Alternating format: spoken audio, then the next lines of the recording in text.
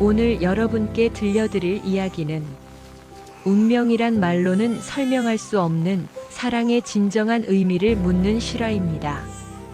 이야기 시작되기 전 구독과 좋아요 부탁드립니다. 비 오는 날의 운명적 만남. 3월의 찬비가 밤늦도록 도심을 적시고 있었죠. 퇴근 시간 사람들은 우산을 쓰고 바쁘게 발걸음을 옮겼습니다. 그저 빨리 집으로 따뜻한 보금자리로 돌아가고 싶을 뿐이었죠. 하지만 골목 어귀, 가로등 불빛도 제대로 닿지 않는 그곳에서 미약한 울음소리가 빗소리에 섞여 울려 퍼지고 있었습니다. 순애는 그 소리를 들었습니다. 아니, 정확히는 들려왔다고 표현하는 게 맞을 겁니다. 마치 누군가 자신을 부르는 것처럼 발걸음이 저절로 그쪽으로 향했으니까요. 골목 끝 쌓여있는 쓰레기 봉투 사이, 젖은 종이 상자 안에 그 아이가 있었습니다. 파랗게 질린 얼굴, 작게 떨리는 입술, 그리고 세상에 태어나 처음 맞이한 추위와 고독 속에서 울부짖는 갓난아기. 순애의 손이 떨렸습니다. 43살. 평생 혼자 살아온 여자. 결혼은커녕 연애 한 번 제대로 해본 적 없는 자신이 어떻게 이 작은 생명을 책임질 수 있을까? 상자를 열자 아이의 울음이 더 커졌습니다. 마치 제발 가지 마세요라고 애원하는 것처럼, 저를 두고 가지 말아주세요라고 외치는 것처럼. 그 순간 순애는 알았습니다. 이미 선택은 끝났다는 것을, 이 아이를 두고 돌아설 수 없다는 것을. 비에 젖은 아이를 품에 안았습니다. 놀랍게도 울음이 잦아들었습니다. 처음으로 따뜻함을 느낀 아이는 작은 손으로 순애의 옷깃을 꼭 움켜쥐었습니다. 그날 밤 순애의 조용하던 원룸에는 아기의 숨소리가 가득 찼습니다. 다음 날 아침 현실이 밀려왔습니다.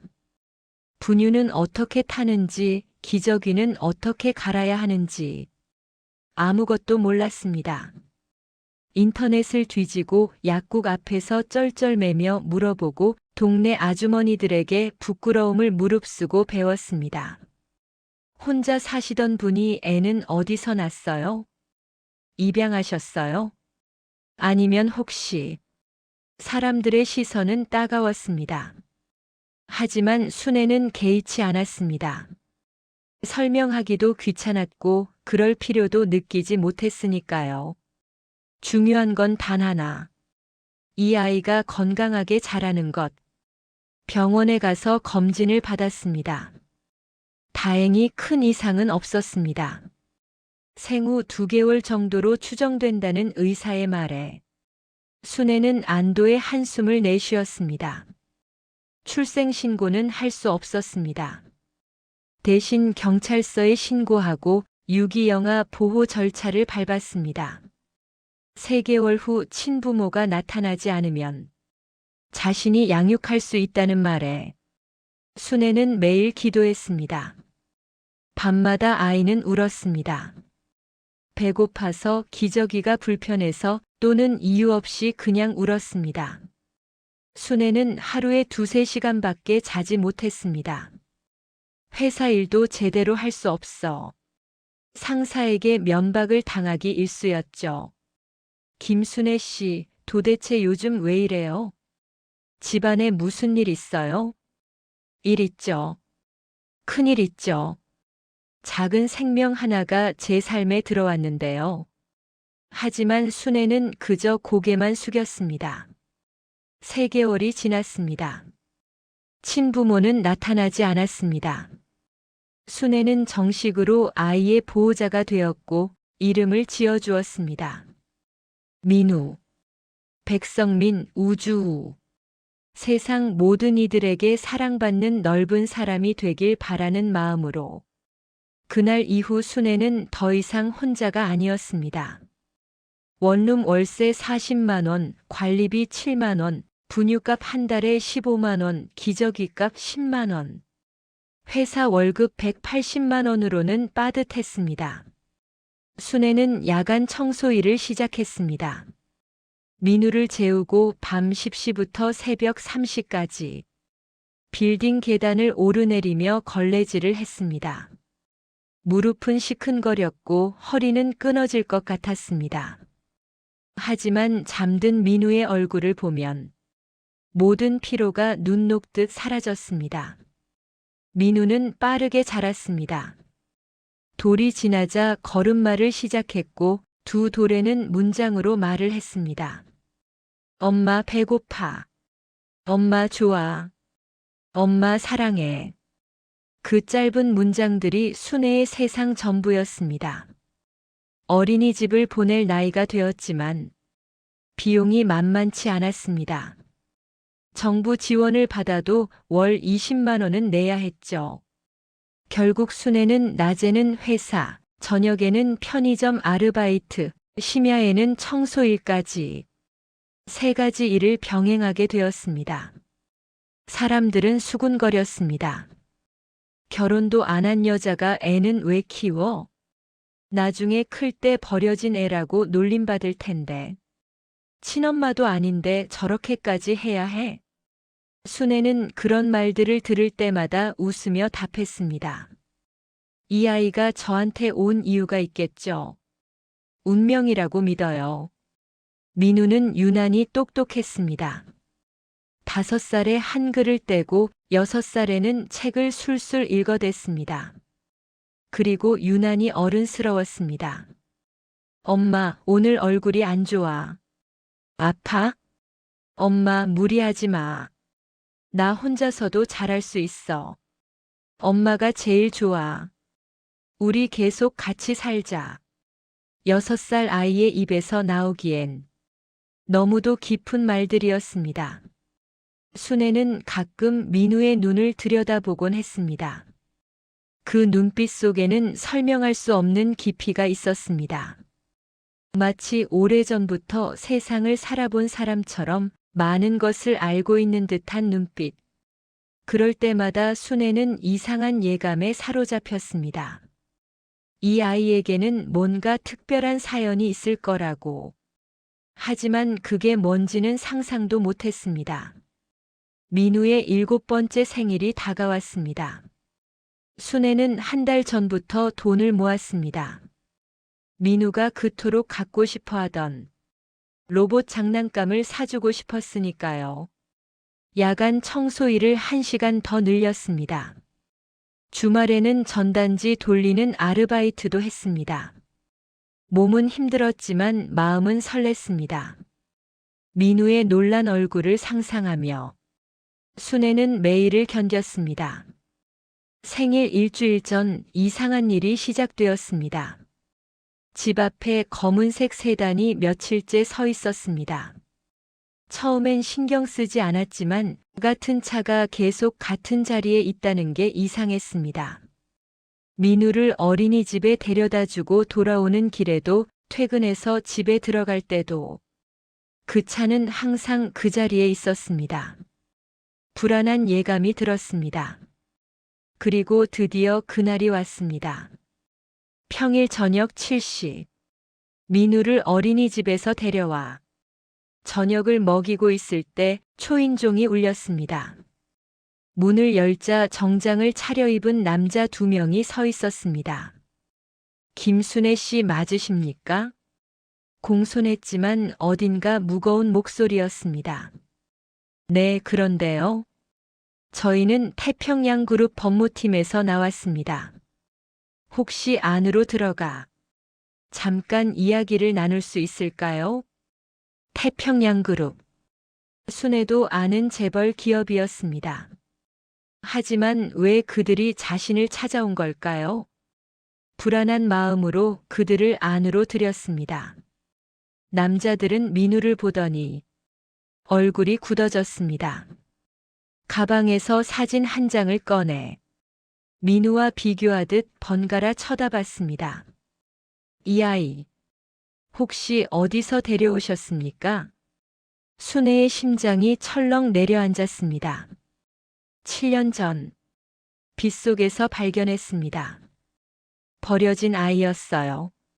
정식으로 절차 밟아서 제가 키우고 있습니다. 남자들은 서로 눈빛을 교환했습니다. 그리고 조심스럽게 서류 봉투를 꺼냈습니다.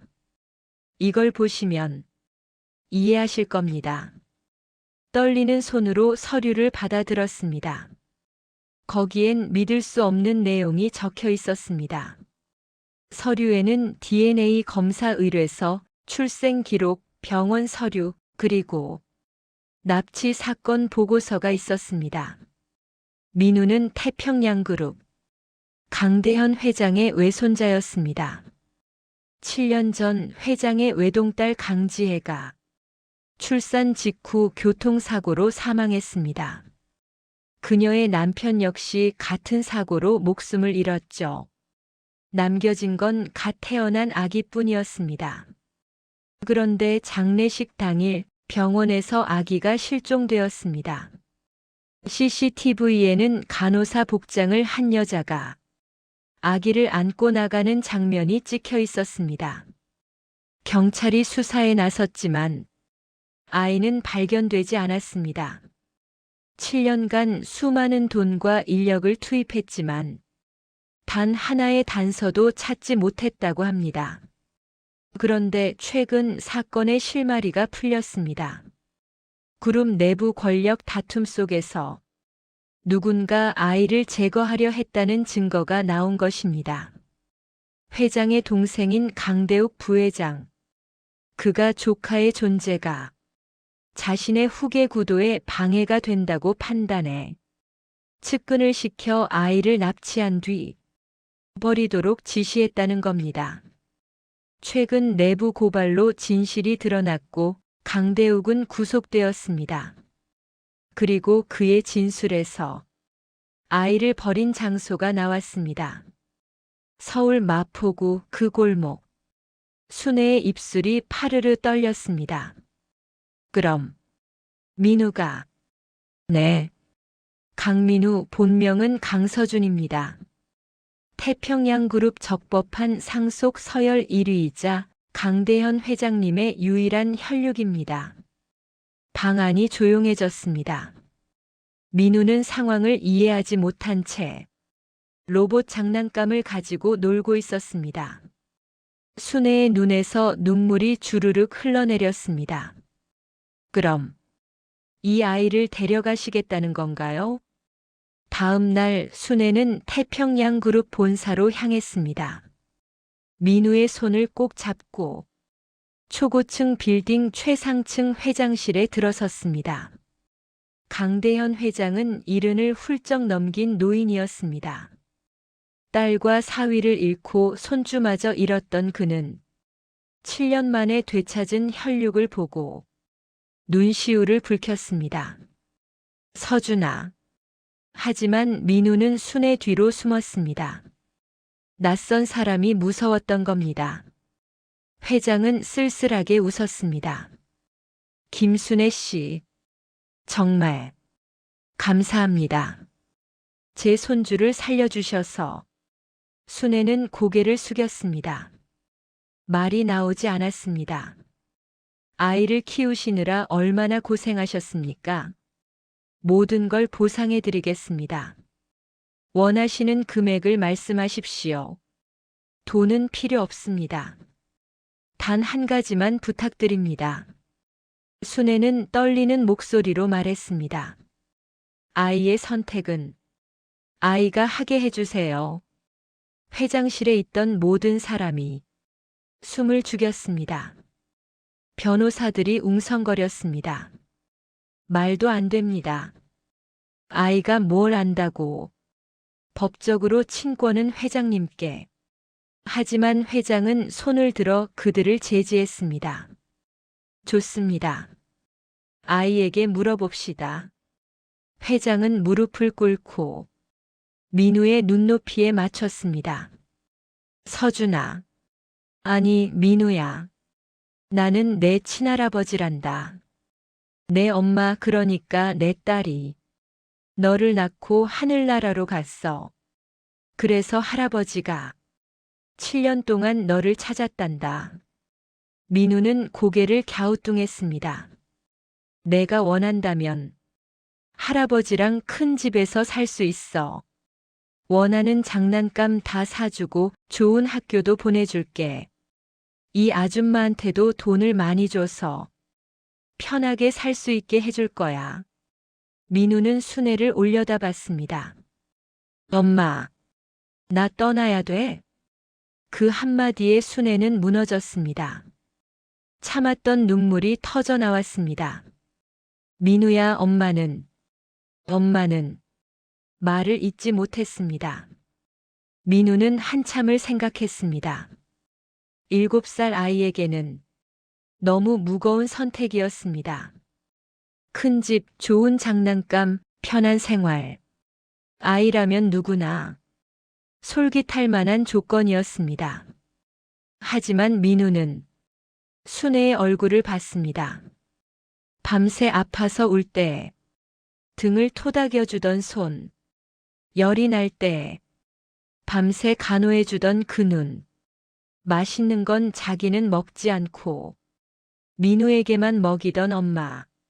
생일날 케이크를 사주려고 한 달 내내 야근하던 엄마. 엄마 사랑해. 민우는 순애의 품으로 파고들었습니다. 나는 여기가 좋아. 여기가 내 집이야. 엄마 없이는 못 살아. 순애는 민우를 꼭 껴안았습니다. 더 이상 참을 수 없었습니다. 회장은 긴 침묵 끝에 고개를 끄덕였습니다. 알겠습니다. 아이의 뜻을 존중하겠습니다. 하지만 조건이 있었습니다. 김순애 씨를 아이의 법적 후견인으로 인정하겠습니다. 하지만 아이는 강가의 일원이기도 합니다. 주말에는 저희 집에서 지내며 가문의 교육을 받게 해주십시오. 순애는 민우를 내려다봤습니다. 민우야, 너는 어떻게 생각해? 민우는 고개를 끄덕였습니다. 엄마랑 떨어지지 않으면 돼. 그렇게 타협이 이루어졌습니다. 그로부터 3년이 흘렀습니다. 민우는 평일에는 순애와 함께 살고 주말에는 회장 댁에서 지냅니다. 순애는 태평양 그룹이 특별 고문으로 임명되었습니다. 더 이상 3가지 일을 할 필요가 없어졌습니다. 하지만 순애는 여전히 검소하게 살았습니다. 단지 민우에게 필요한 것들을 해줄 수 있다는 것만으로 충분히 행복했으니까요. 민우는 명문 초등학교에 다니며 영재 교육을 받고 있습니다. 하지만 집에 돌아오면 여전히 순애에게 안깁니다. 엄마, 오늘 학교에서 회장은 처음엔 순애를 경계했습니다. 돈을 노리는 게 아닐까 의심했죠. 하지만 시간이 지나며 알게 되었습니다.